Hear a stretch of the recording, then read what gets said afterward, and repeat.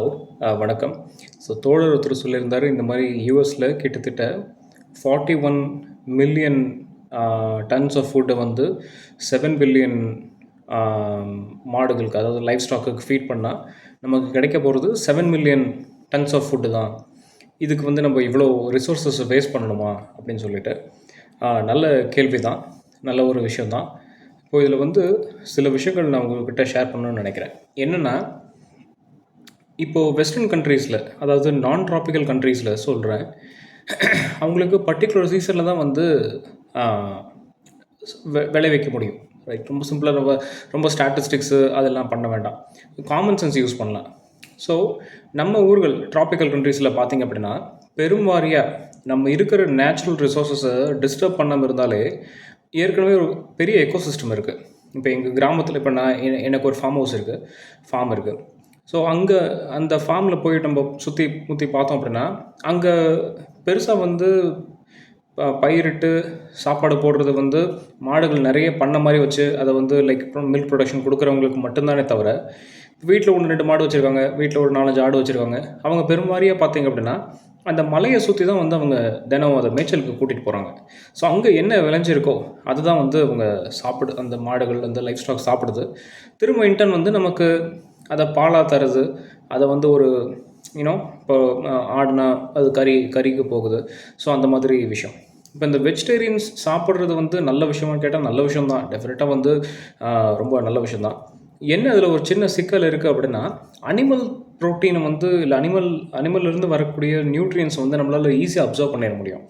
பிளான்ட்ஸ்லேருந்து நமக்கு அந்த அளவுக்கு நம்ப அத அவ்வளோ எஃபிஷியன்ட்டா பண்ண முடியுமான்னு கேட்டா, அது ஒரு டெஃபினட்டா அனிமல் அளவுக்கு பண்ண முடியாது. ஒரு அனிமல் சோர்ஸ்லேருந்து வரக்கூடிய நியூட்ரியன்ட்ஸ் அயனா இருக்கட்டும், இந்த மாரி சில விஷயங்கள் வந்து நம்ம ஈஸியா நம்ம பாடி அப்சர்வ் பண்ணிரும். பிளான்ட் சோர்ஸ்லேருந்து வரக்கூடியது வந்து அவ்வளோ எஃபிஷியன்ட்டா நம்மளால பண்ண முடியாது. ஸோ, அப்போ வந்து நம்ம நெறைய பிளான்ட்ஸ சாப்பிட வேண்டியிருக்கும். 2வது நம்ம கட்டமைப்பா அந்த மாரி ஒரு கட்டமைப்பா இருக்கணும். எவல்யூஷன் நடந்த அது ஒரு விஷயம் இருக்கு. ஸோ, இதில வாய்ப்பு இருக்கிறவங்க இப்போ வெஜிடேரியன் சாப்பிடுறதுக்கு வாய்ப்பு இருக்கிறவங்க டெஃபினட்டா வந்து சாப்பிடலாம். தவறே கிடையாது. இப்ப நான்வெஜ்ஜ வந்து சாப்பிடுறது வந்து நம்ம வந்து ஒரு ஒரு பெரிய தவறுதலான ஒரு கண்ணோட்டத்திலே பார்க்குறோம். நான் என்ன சொல்றேன்னா, இப்ப நான்வெஜ்ஜ சுத்தமா ஸ்டாப் பண்ணிட்டோம் அப்படின்னா, திரும்ப யாரும் கோழி, ஆடுலாம் போறதில்ல. வளர்த்த மாட்டாங்க. ரைட். அந்த ஒரு இனமே அழிஞ்சு போயிரும். சரி, அதுக்காக இப்ப பண்ற முறை கரெக்ட்டா அப்படின்னு கேட்டீங்கன்னா, கட்டாயம் இல்ல. இப்ப நான் லாஸ்ட்டா வந்து கறி கடைக்கு போயிருக்கும்போது, அந்த மீட்ட வந்து ஒரு ஹியூமேனா ஹேண்டில் பண்ணா இன்னும் நல்லாயிருக்கும்னு தான் நானும் நெனைக்கிறேன். மீட்ட வந்து இப்ப கோழி வந்து அது அந்த சின்ன பிளேட வச்சு இது பண்ணுவாங்க இல்லையா? ஸோ, அந்த மாதிரி வந்து பண்ணும்போது, அத வந்து ஒரு ஹியூமனா ஹேண்டில் பண்ணா, ஆ இன்னும் பெட்டர். ஸோ, நான் என்ன சொல்றேன்னா, நம்ப சாப்பிடுறதோ, இல்ல வந்து சாப்பிடாம இருக்கிறதோ தவறு கிடையாது. அத ஹியூமேனா நடத்துறதுக்கு நம்ம ஏன் என்கரேஜ் பண்ணக்கூடாது? அதுதான் என்னோட கேள்வியா இருக்கு. இப்போ முடிஞ்ச அளவுக்கு இப்போ வீட்ல மாடு வளர்த்துறவங்க யாருமே வந்து, அத வந்து ஒரு பால் கறக்கிற மெஷினா யாரும் பார்க்கறதில்ல. அத வழிபடுறாங்க. அதுக்கு வந்து ஒரு உடல்நிலை சரியில்லைன்னா, நம்ம வீட்ல ஒருத்தர் எப்படி கஷ்டப்படுறாங்களோ, அதே போல அதையும் பார்த்துக்கிறாங்க. அதையும் வந்து கவனிச்சுக்கிறாங்க. இப்போ ஒரு ரிமோட் ஏரியால இருக்கிறவருக்கு, ஒரு 4 மாடு வச்சிருக்காரு. ஏன் எங்க ஃபார்ம்லயே எடுத்துக்கலாமே. ஒரு 3 நாய்க்குட்டி மட்டும் தான் இப்போதைக்கு இருக்கு அங்க ஃபார்ம்ல. லைஃப் ஸ்டாக் எதுவும் இல்ல. அப்படி இருக்கும்போது அந்த அந்த அந்த அந்த அங்கேருந்து அந்த வீட்ட காட்ட பார்த்துக்கிறவரு, அவரு எவ்வளோ இணக்கமா அந்த நாய்களோட பழகுறாரு, பிடிக்கிறாரு. ஸோ, இப்போ ரிமோட் ஏரியால இருக்கிறவங்களுக்கு அதுதான் வந்து ஒரு துணை. இப்போ நீங்க கம்ப்ளீட்டா மாட நான் நீக்கிட்டேன் வந்து நான்வெஜ் எல்லாம் அழிச்சிருவேன். நான் வந்து வெஜிடேரியன் மட்டும் தான் சாப்பிடுவேன் அப்படின்னு சொல்லும்போது, அத நீங்க ஏன் கறியா மட்டும் பார்க்குறீங்கன்னு எனக்கு புரிய மாட்டேங்குது. அதில வந்து அவ்வளோ ஒரு தவறுதலான விஷயமும் கிடையாது. ஆ இது இது இது இதுதான் நம்ம புகுத்தணும். நம்ம வந்து கட்டாயம் இத பத்தி பேசணும்னு நெனைக்கிறேன். இது வந்து ஒரு நல்ல டிபேட் தான். தோழர் வந்து பண்ணியிருக்கிறது. WhatsAppல நெறைய ஸ்டேட்டஸ் வைக்கிறாரு. ஸோ, அது எதுவுமே தவறு கிடையாது. இப்போ வெஜிடேரியன் சாப்பிடுறதுக்கு உங்களுக்கு வாய்ப்பும், ரிசோர்ஸஸும் இருந்துச்சுன்னா நீங்க சாப்பிடுங்க. இப்போ ஒரு ஒரு சின்ன குழந்தை ஒரு ஒரு காமன் சென்ஸ் தான். ஒரு குழந்தை பொறக்குது.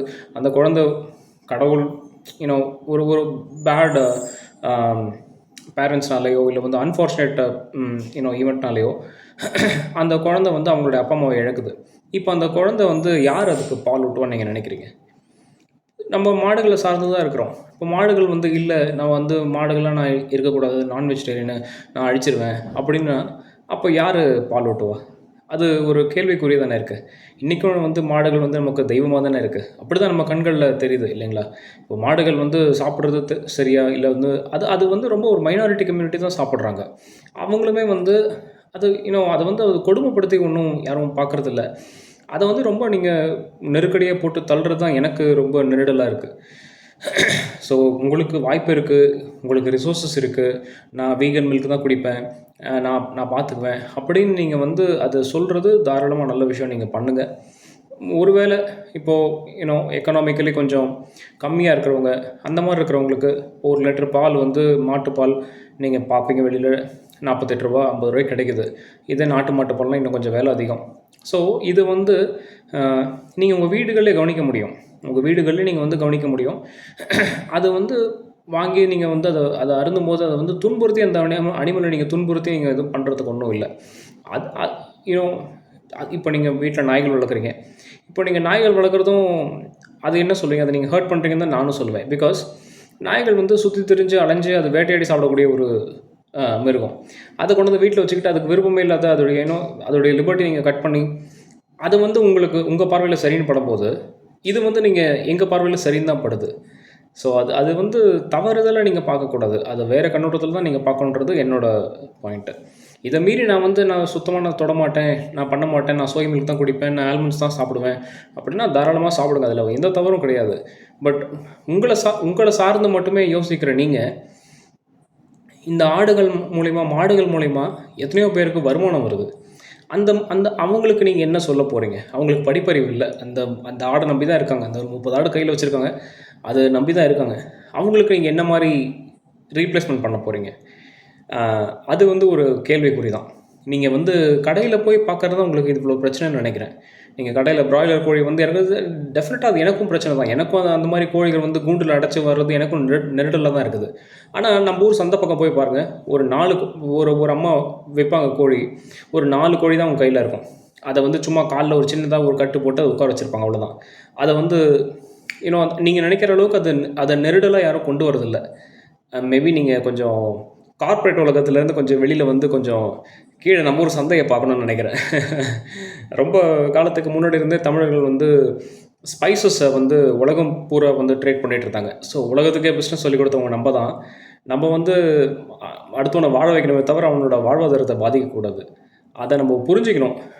மேலை நாடுகளில் வந்து இவ்வளோ டன் ஆஃப் ஃபுட்டை போட்டால் இவ்வளோ தான் வந்து ரிட்டர்னுக்கு வருது அப்படின்னு அதை பார்க்காதீங்க தயவு செஞ்சு. அதுதான் வந்து கொடுமையாக இருக்குது சொல்லப்போனால். நம்ம ஊர்களில் இருக்கிற ரிசோர்ஸஸை பாருங்கள், மலை வளத்தை பாருங்கள். சேலம் நீங்கள் இருக்கீங்க, சேலமில் இருக்கீங்க, சுற்றி மலைகள் தான். உங்களோட எல்லையே மலைகள் தான். உங்களுடைய அழகே வந்து மலைகள் தான். ஸோ நீங்கள் வந்து அதை சார்ந்து இருக்கிற நிறைய விஷயங்களை பார்க்கணும். ஒரு மழை அடித்தா அந்த மலை மேலே இருக்கிற அத்தனை மரங்களோ பறவைகள் கொண்டு போய் சேர்க்குது, பழமரங்கள் பழ விதைகள் கொண்டு போய் சேர்க்குது, அவ்வளவும் விளையுது. அந்த அடுத்த சீசன் வரைக்கும் அது வந்து நம்ம கிட்டத்தட்ட ஒரு 6 மாதம் நம்மளுடைய மான்சூன் சைக்கிள் கரெக்டாக இருந்தால் கிட்டத்தட்ட நமக்கு ஒரு 6 மாதம் வந்து நம்ம யாரும் தண்ணி ஊற்றாமலே அவ்வளவும் விளையுது. நமக்கு வேண்டாங்கிறத தான் நம்ம மாட்டுக்கு தரோம், நம்ம வேணுங்கிறது நம்ம மாடு நமக்கு திரும்பி தருது. அதை வந்து ஒரு மெஷினாக பார்க்காம, அதை வந்து ஒரு இது வந்து ஒரு அதை ஹர்ட் பண்ணுற விஷயம் அப்படின்னு பார்க்காம, அது கூட பணிவாக அன்பாக அதை இணக்கமாக பராமரிச்சுக்கிட்டு அதை வந்து ஒரு சிறு தொழிலாக வச்சுருக்கவங்கள வந்து டெஃபினட்டாக நம்ம வந்து விட்டு கொடுத்துட முடியாது. அவங்களுக்கு மாற்று வழி இருக்குது அப்படின்னா டெஃபினட்டாக நம்ம அதை ஏற்றுக்கலாம். அந்த மாதிரியான ஒரு விடையை நம்ம கொண்டு வந்துட்ட பின்னாடி நம்ம இதை வந்து குறைக்கிறது நல்லதுன்னு நினைக்கிறேன். அதுக்கு முன்னாடி நம்ம வந்து இருக்கிற மாடெல்லாம் அழிச்சிடுங்க, இருக்கிற நான் வெஜிடேரியன்லாம் நீங்கள் வந்து சாப்பிடாதீங்க, அதை நம்ம ஏன் கில்ட்டியாக ஃபீல் பண்ண வைக்கிறோம்? இப்போது ரைட், நான் சொல்கிறது உங்களுக்கு புரியும்னு நினைக்கிறேன். நம்ம சாப்பிட்றத வந்து நம்ம ஏன் இன்னொருத்தவங்களை கில்ட்டியாக ஃபீல் பண்ண வச்சு, பாருங்கள் நீங்கள் சாப்பிட்றதெல்லாம் பாருங்கள், எத்தனையோ அனிமல்ஸ் ஹர்ட் ஆகுது, ஆக தான் செய்யுது. மனிதர்கள் ஹர்ட் ஆகலையா? இப்போ ஜெயிலில் மனிதர்கள் ஹர்ட் ஆகுறாங்க, அதுக்காக எல்லா திருடனையும் வெளியே விட்டுற முடியுமா? ஸோ அது வந்து ஒரு பேலன்ஸ் தான். இப்போ இயற்கையை நமக்கு அதுவும் சொல்லித்தருது. ஃபுட் செயின்னு ஒன்று இல்லைன்னா நீங்கள் என்ன பண்ணுவீங்க யோசிச்சு பாருங்கள். இப்போ பாம்புகள் வந்து எலிகளை பிடிச்சி சாப்பிடுது.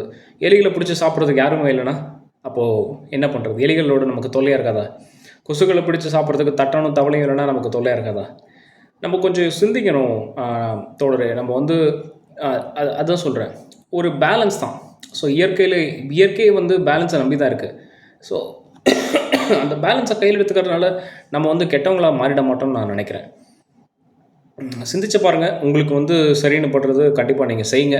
அதை வந்து நம்ம திணிக்க வேண்டாம். அதுதான் நான் சொல்கிறது. இப்போது எல்லா விஷயத்துலேயும் ஒரு ஒரு ஒரு ஒரு அவுட் ஆஃப் பேலன்ஸ் இருக்குது. நம்ம வந்து சாப்பாடு மட்டுமே குறி வச்சு சொல்ல முடியாது இல்லையா? இப்போ நம்ம சிஸ்டமில் கரப்ஷன் பேலன்ஸ் இல்லாமல் தான் போயிட்டுருக்கு, ரைட்? ஸோ அப்போ எப்படி நம்ம வந்து அதை சரி பண்ணுறது? இப்போ நமக்கு வந்து எல்லாருமே நேர்மையான வழியில் நடக்கும்போது கரப்ஷனுக்கு வாய்ப்பு இருக்காது. ஆனால் அது சாத்தியமா? அது வந்து எவ்வளோ தூரம் சாத்தியப்படுத்த முடியுது? அப்படி ஒரு கேள்வி வருது. அதே போல் தான் இந்த ஃபுட்டுலேயும். அதை வந்து நீங்கள் ரொம்ப அதை நெருடலாக இதை வந்து அதை ஒரு சாராரை நீங்கள் வந்து ஒரு கில்ட்டியாக ஃபீல் பண்ண வச்சு நீங்கள் அவ்வளோ தூரம் நீங்கள் கடினமாக நீங்கள் சொல்ல வேண்டிய இல்லைன்றது தான் என்னோடய கருத்து. உங்களால் ஃபாலோ பண்ண முடிஞ்சது இல்லை நிறையா பேரை நீங்கள் வந்து அதை ஊக்குவிக்கிறீங்க. நீங்கள் இவ்வளோ அனிமல்ஸ் ஆகுது, இவ்வளோ அனிமல்ஸ் வந்து நீங்கள் ஹர்ட் ஆகுறாங்க அப்படின்னு உங்களுடைய கருத்தை பதிவு பண்ணுறதுக்கு பதிலாக நீங்கள் வந்து இன்னும் பெட்டராக கீரைகள் சாப்பிடுங்க, கீரைகளை நாங்கள் விளைவிச்சு தரோம், 500 ஏக்கர் நாங்கள் கீரைகள் விளைவிக்கிறோம், பெஸ்டிசைடு இல்லாமல் வருது, நீங்கள் எங்கள் ஃபார்மை வந்து பாருங்கள் அப்படின்னு சொல்கிற ஆட்களை நீங்கள் ஏன் கண்ணில் காட்ட மாட்டேங்கிறீங்க? அதுதான் என்னோடய கேள்வியாக இருக்குது. இப்போ நாங்கள் வந்து மீட்டை வந்து தேடி போகிறோம் அப்படின்னா சுவைக்காக போகிறது ஒரு பக்கம், பட் அதில் ஆரோக்கியமும் இருக்குது இல்லையா? இப்போ நமக்கு ஒரு ஒரு ஒரு ஒரு ஒரு மெடிக்கலி அன்ஃபிட் பர்சன் அவனோட அயன் டெஃபிஷியன்சி சீக்கிரம் மேலே ஏற்றுறது ஒரு ஈரலாக தானே இருக்குது இன்றைக்கும். நம்ம வந்து அந்த சமயத்தில் உட்காந்து கீரை இலைகளை பறித்து சாப்பிட்டு இருக்க முடியாது. ஸோ நான் என்ன சொல்கிறேன்னா, நீங்கள் வந்து ஒரு சாரார் மக்களை வந்து நீங்கள் அவங்கள கில்ட்டியாக ஃபீல் பண்ண வைக்கிறதுக்கு முன்னாடி பாருங்கள் சார், எங்ககிட்ட வந்து 500 ஏக்கர் கீரை போட்டிருக்கோம். தினம் எங்களுக்கு வந்து கிட்டத்தட்ட 50,000 கட்டு வருது. நீங்கள் சொல்லுங்கள், 5 லட்சம் கட்டு வருது எங்களுக்கு. இதை நாங்கள் என்ன பண்ணுறதுன்னு தெரில, இதை வந்து நாங்கள் யார்கிட்ட கொடுக்குறதுன்னு தெரில, மக்களே வந்து சாப்பிடுங்க அப்படின்னு நீங்கள் தாராளமாக நீங்கள் இன்வைட் பண்ணுங்கள். அங்கே வந்து கண்டிப்பாக எல்லாரோட சப்போர்ட்டும் கிடைக்கும்னு நான் நம்புகிறேன்.